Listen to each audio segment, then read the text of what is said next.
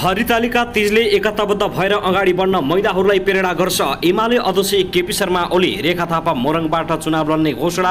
लालबाबुसँग भिड्दै पूर्व मन्त्री जोशी प्रतिनिधि सभा सदस्यको उम्मेदवारीमा सिफारिस। काठमाडौँका मेयर बालेन्द्र शाह काठमाडौँ महानगरले गर्न लागेको प्रत्येक ओडामा स्वास्थ्य कर्मीको व्यवस्था कति व्यवहारिक। बालेन्द्र शाहलाई अवहेलनाको मुद्दा सर्वोच्च अदालतले बोलायो 3 दिनभित्र स्पष्टीकरण दिन। राप्रपासँग एकता र चुनावमा एमालेसँग तालमेल गर्ने रविन्द्र मिश्रको प्रयास। अन्ततः राप्रपाले गर्यो एमालेसँग गठबन्धन गर्ने घोषणा। शीतलनिवासबाट फर्केका राप्रपा नेता भन्छन् अब गठबन्धन हामी एमालेसँगै गर्नेछौँ। केन्द्रीय सदस्यहरूलाई बोलाएर राष्ट्रपति विद्यादेवी भण्डारीले भनिन् ओलीपछि एमाले नेतृत्वको तयारी नै भएन। नागरिकता विधेयकबारे राप्रपासँग राष्ट्रपति भण्डारीको छलफल के भयो कुराकानी। यसबारे सम्पूर्ण जानकारी। प्रधानमन्त्रीमा ओलीलाई अगाडि सार्ने निर्णय। संसदीय दलको लोकतन्त्रको अभ्यास भएको एमालेको भनाई। नागरिकता विधेयकमा राष्ट्रपतिको चासो देउबाको बुझियो ओलीको बुझिएन। तीजले सामाजिक सांस्कृतिक एकता सुमधुर बनाउँछ राष्ट्रपति भण्डारीको भनाई। नारी सामर्थ्यलाई अभिव्यक्ति गर्ने माध्यम तीज हो। शिर भाग लगाउन कार्यदलमा गाँठो परेपछि प्रधानमन्त्री देउबा माओवादी अध्यक्ष प्रचण्ड र माधव कुमार नेपाल बीच गम्भीर भेटवार्ता। माधव कुमार नेपाल र नारायणकाजी श्रेष्ठ बीच पनि भेटवार्ता। केपी ओलीको नाटक र नौटङ्की अब चल्दैन। माओवादी अध्यक्ष पुष्पकमल दाहाल प्रचण्ड माओवादीले समानुपातिकमा मापदण्ड नबनाउँदा एउटैलाई अवसर। यस्तो रणनीतिसहित एमाले देशव्यापी चुनावमा यथास्थितिमा अङ्गभङ्ग जस्तो लाग्ने लक्ष्यलाई सहज बन्छन्। कक्षा 12 को रिजल्टको पर्खाइमा बसेका विद्यार्थीलाई निकै ठुलो खबर। परीक्षा बोर्डको बैठक बस्दै कक्षा 12 को नतिजा सार्वजनिक गर्ने तयारी। कति गते कक्षा 12 को सार्वजनिक हुँदैछ त परीक्षा। यसबारे सम्पूर्ण जानकारी। परीक्षा बोर्डका अध्यक्ष भन्छन् कक्षा 12 को नतिजा अब छिट्टै सार्वजनिक हुन्छ। बुटवलमा शिक्षकको कुटाइबाट विद्यार्थी गम्भीर घाइते। रौतहटमा चट्याङ लागेर 3 जनाको मृत्यु, 4 जना गम्भीर। काठमाडौँमा एकै दिन 3116 चालक परे कारबाहीमा। मौलिकता हराउँदै तीजका गीत रत्तेउले खेले जस्ता। भिजिट भिसामा खाडीमुरु गएका 53,000 फर्केनन्। आखिर किन? पाका पुस्ताको गुनासो। तीजको मौलिकता हरायो भड्किलो बन्यो। मानवीय क्रियाकलापले जोखिममा जाजरकोट सदरमुकाम। मकवानपुरमा जीपको ठक्करबाट मोटरसाइकल चालकको घटनास्थलमा मृत्यु। छात्रालाई यौन दुर्व्यवहार गरेको आरोपमा नोबेल एकाडेमीका शिक्षक प्रहरीको नियन्त्रणमा। सार्वजनिक पोखरी मिचेर बनाइएको छायादेवी कम्प्लेक्स भत्काइँदै कर्मचारीको आन्दोलनले देशभरका सरकारी स्कुल 18 गतेसम्म बन्द। रौतहटमा 2 क्विन्टल गाँजासहित 3 जना पक्राउ। र हार्दिक बधाई तथा सम्पूर्ण नेपालीहरूलाई खुसीको खबर। नायक तथा अभिनेता पल शाह अन्ततः 5 महिनापछि रिहा हुँदै पल शाहको पेशी 16 गतेलाई तोकियो। यसबारे जानकारी। पल शाह पर्सि 16 गते छुट्ने। अब हेर्नुहोस् पुरा समाचार।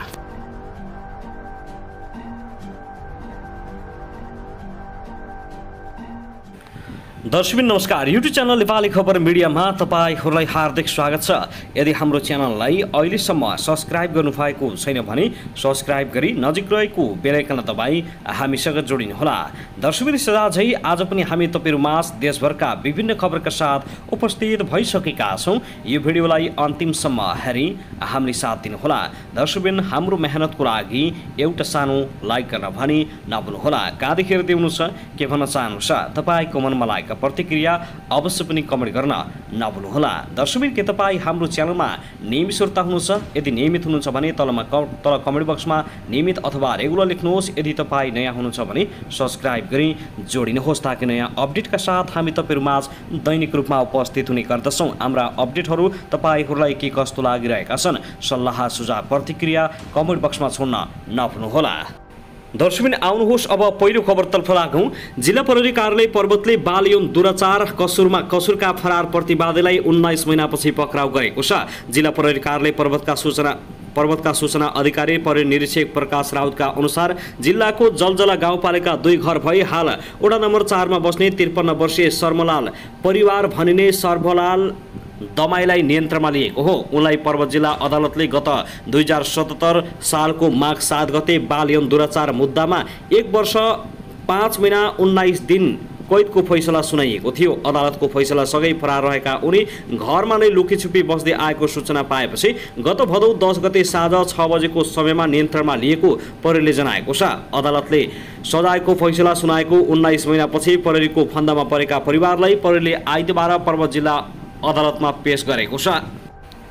दर्शकबिन त्यसैगरी आउनुहोस् अब अर्को खबरतर्फ लागौँ। पछिल्लो 6 महिनामा खाडी मुलुकमा मात्र 53,054 नेपाली भिजिट भिसामा गएका छन्। संयुक्त अरब इमिरेट्स युएई लगायत खाडी मुलुकमा भिजिट भिसामा गएका तीमध्ये अधिकांश फर्किएका छैनन्।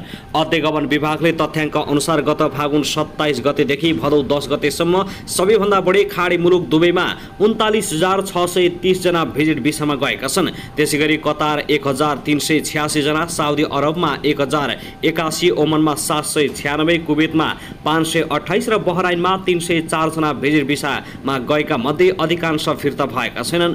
आकर्षक रोजगारीको प्रलोभनमा विभिन्न गिरोहले भिजिट भिसामा युवतीलाई खाडी मुलुक पुर्याई अल्पत्र तथा बन्धक बनाएको पाइएपछि मानव बेचबिखनमा पर्ने गरेपछि नेपाल सरकारले भिजिट भिसामा रोक लगाएको थियो।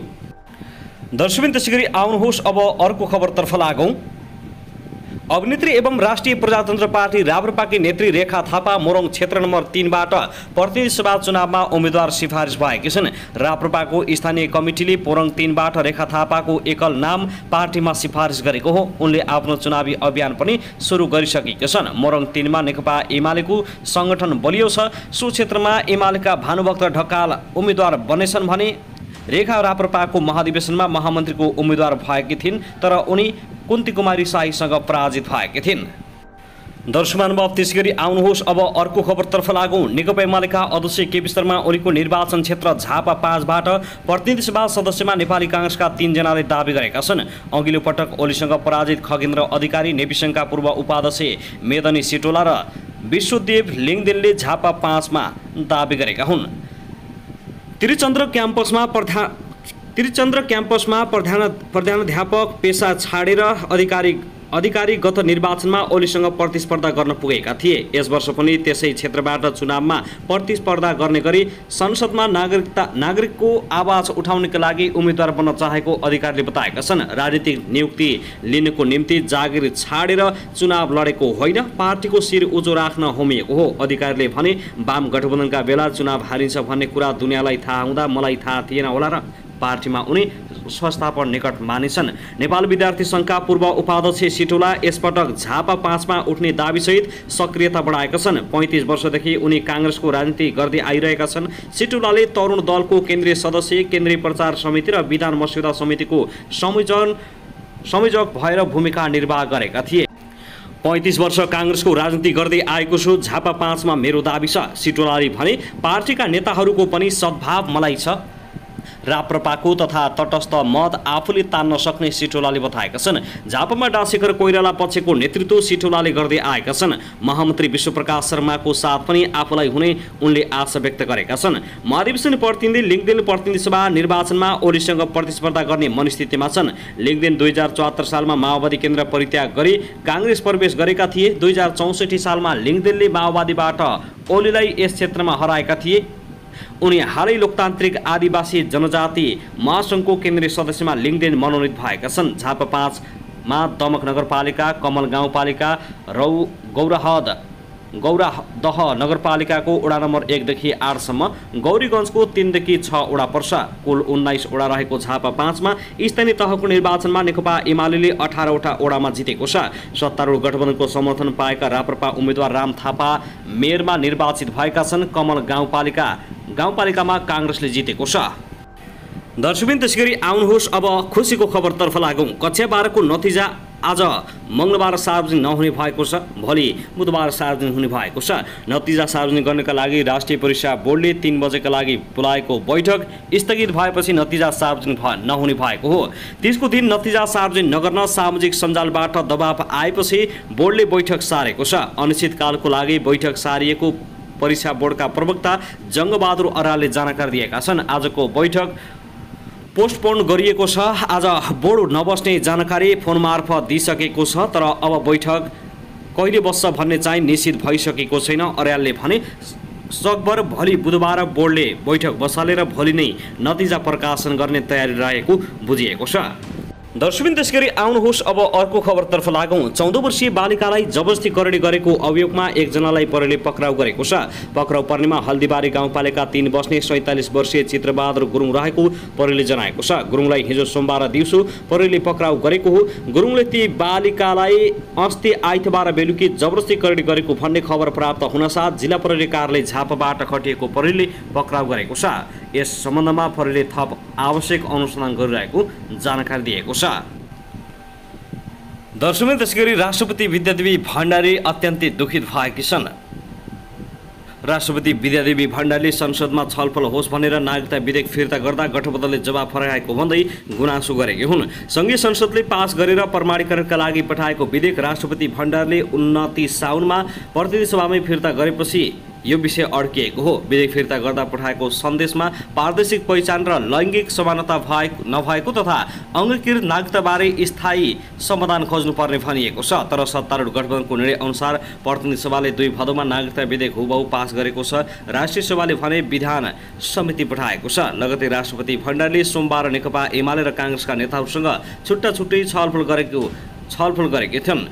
पेटमा अग्निपथ लगायतका विषयमा पनि कुराकानी भएको थियो। तर मुख्य चासो भने नागरिकता विधेयकलाई दिएको थियो। प्रधानमन्त्री समेत रहेका काङ्ग्रेस सभापति देउबा, उपसभापति धनराज गुरुङ, महामन्त्री गगन कुमार थापा र नेता ज्ञानेन्द्र बहादुर कार्कीलाई लिएर शीतल निवास पुगेका थिए। काङ्ग्रेस नेताहरू निस्किएको केही समयपछि वरिष्ठ उपाध्यक्ष ईश्वर पोखरेल, उपाध्यक्ष सुभाष नेमाङ, रामबहादुर थापा बादल, महासचिव शङ्कर पोखरेललाई लिएर शीतल निवास पुगेका थिए। ओली दर्शकबिन त्यसगरी आउनुहोस् अब अर्को खबरतर्फ लागौँ। नेकपा माओवादी केन्द्रका अध्यक्ष पुष्पकमल दाहाल प्रचण्डले सत्ता गठबन्धनमा सिट बाँडफाँड हुँदा आफूहरू 60 सिटभन्दा तल घट्न नसक्ने बताएका छन्। पार्टीको उपत्यका विशेष कमिटीको प्रशिक्षण कार्यक्रममा बोल्दै प्रचण्डले यस्तो प्रत्यक्षतर्फ 165 सिटमध्ये आफूहरूले 60 सिटमा दाबी गरिरहेको बताएका हुन्। उनले प्रदेशतर्फ त्यसैको हिसाबमा 120 सिटमा दाबी रहन सक्ने उनको भनाइ छ। उनले अहिले सत्ता गठबन्धन कुनै हालतमा नभत्किने भन्दै कन्फ्युज नहुन नेता कार्यकर्तालाई आग्रह गरेका छन्। उनले गठबन्धनभित्र पहिलो चरणमा दलहरूले पाउने सिट सङ्ख्या टुङ्गाउने र त्यसपछि कुन ठाउँमा कुन सिट कसले पाउने भन्ने निर्धारण गर्ने जानकारी दिएका छन्। उनले यही 20 गतेसम्म सिट बाँडफाँड टुङ्गिने ठोकुवा गरेका छन्। यही 20 गतेसम्म हामी सिट बाँडफाँड टुङ्गाउँछौँ। उनले भने भदौ 25 गतेभित्र हामी प्रत्यक्षतर्फ उठ्ने उम्मेद्वारको टुङ्गो लगाउनेछौँ। साथै अध्यक्ष पुष्पकमल दाहाल प्रचण्डले देशलाई राजनीतिक स्थायित्व प्रदान गर्न कम्युनिस्ट एकता गर्ने योजना रहेको बताएका छन्।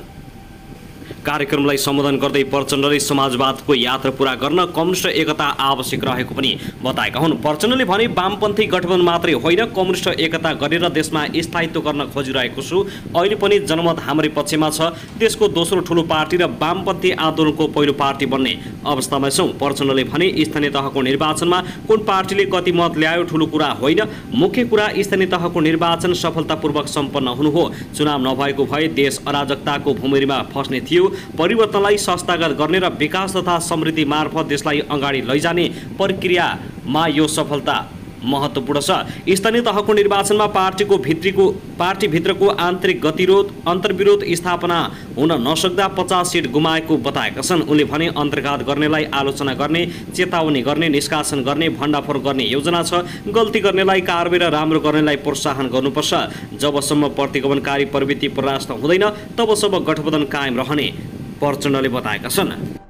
त्यसैगरी आउनुहोस् अब अर्को खबरतर्फ लागौँ। अदालतको अवहेलना मुद्दामा काठमाडौँ महानगरपालिकाका मेयर बालेन्द्र शाहलाई सर्वोच्च अदालतले 3 दिनभित्र जवाब दिन आदेश दिएको छ। न्यायाधीश हरिकृष्ण कार्कीको एकल इजलासले अवहेलना मुद्दामा सुनाई गर्दै यस्तो आदेश दिएको हो। अधिवक्ता दीपकराज जोशीले मेयर शाह विरुद्ध अदालतको अवहेलना मुद्दा दायर गरेका हुन्। नर्विक अस्पतालले बनाएको अवैधानिक संरचना भत्काउने कार्य अदालतले अन्तरिम आदेशबाट रोकिदिए पनि बालेन्द्र शाहले नक्सा पास नगरी बनाइएका संरचनालाई कारबाही गर्ने तथा नक्सा पास गर्ने अधिकार संविधान संशोधन गरेर सर्वोच्चलाई नै दिनुपर्ने भन्दै सामाजिक सञ्जालमा लेखेका थिए। सोही प्रकरणमा अर्को पेशी तोक्न ढिलाइ भइरहेको प्रति असन्तुष्ट जनाउँदै आफूलाई बुढो देखाउने तस्बिर सेयर गर्दै लेखेका थिए। अल्पकालीन आदेश आएको मुद्दाको पेशी अझै पनि आइन, सायद यो कार्यकालपछि आउँछ कि। यही प्रकरणबाट अधिवक्ता जोशीले मेयर बालेन्द्र शाहलाई अदालतको अवहेलना मुद्दामा कारबाही गर्न माग गर्दै मुद्दा दर्ता गरेका थिए।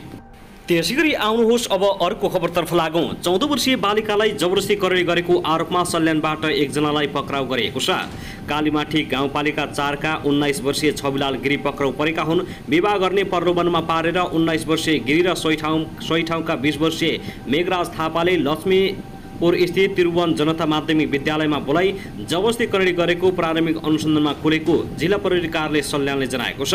भदौ 8 गते राति 10 बजे ललाई फकाई विद्यालयमा लगे दुईजनाले जबरजस्ती करडी गरेको खुलेको जिल्ला प्रहरी कार्यालय सल्यानका सूचना अधिकारी सन्तोष खनालले जानकारी दिएका छन्। भदौ 9 गते दिनभर जंगलमा राखी अब घर जाने भनी बालकलाई जंगलमा नै छाडी फरार भएका थिए। पक्राउ परेका फरार गिरीलाई सल्यान अदालतबाट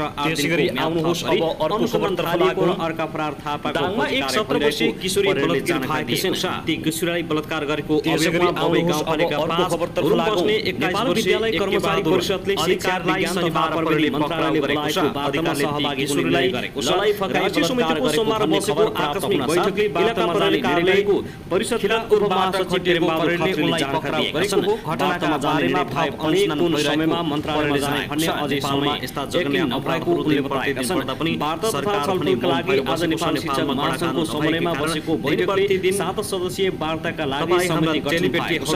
परिषदले विभिन्न मागहरू राख्दै बलात्कार गर्दै सरकारले नयाँ कानुन किन बनाउन सक्दैन सामुदायिक विद्यालय बन्द गर्न आशो दिनुपर्ने गरेको थियो। नागरिकहरूले बताउँदै आएका छन्। एकताबद्धता जनाउँदै आइतबारकै स्थानीय तह विद्यालयले बन्द गरेको थियो। परिषदले आफ्नो आह्वान विपरीत विद्यालय बन्द नगर्ने, सामुदायिक विद्यालयमा कुनै पनि अप्रिय घटना घटे सम्बन्धित प्रधानाध्यापक जिम्मेवारी हुने चेतावनी पनि दिएको थियो। बन्द कार्यक्रम भएपछि शिक्षा मन्त्रालयले आइतबार विद्यालय बन्दको कार्यक्रम स्थगित गरी वार्तामा आउन परिषदलाई पत्र काटेको थियो। दर्शकबिन त्यसैगरी आउनुहोस् अब अर्को खबरतर्फ लागौं। पाल्पामा छोराले चिरपट प्रहार गर्दा बाबुको मृत्यु भएको छ। मृत्यु हुनेमा माथागढी गापा 4 झडेवा स्थित नेटाका 45 वर्षीय तिलक बहादुर देशा रहेको जिल्ला प्रहरी कार्यालय पाल्पाका सूचना अधिकारी परिनायब उपरीक्षक वीरेन्द्र थापाले जानकारी दिएका छन्। शनिबार राति 8 बजे उनका 14 वर्षीय छोराले चिरपट प्रहार गरेका थिए। घरमै भएको सामान्य झगडामा ती बालकले प्रहार गरेको चिरपटले टाउकोमा लाग्दा तिलक बहादुरको घटना स्थलमै मृत्यु भएको थापाले बताएका छन्। घटनाबारे प्रहरीलाई आइतबार बिहान खबर भएको थियो। स्थानीयले फोन मार्फत खबर गरे लगतै प्रहरी घटनास्थल पुगेर ती बालकलाई नियन्त्रणमा लिएको छ। घटनाबारे थप अनुसन्धान भइरहेको प्रहरीले जनाएको छ।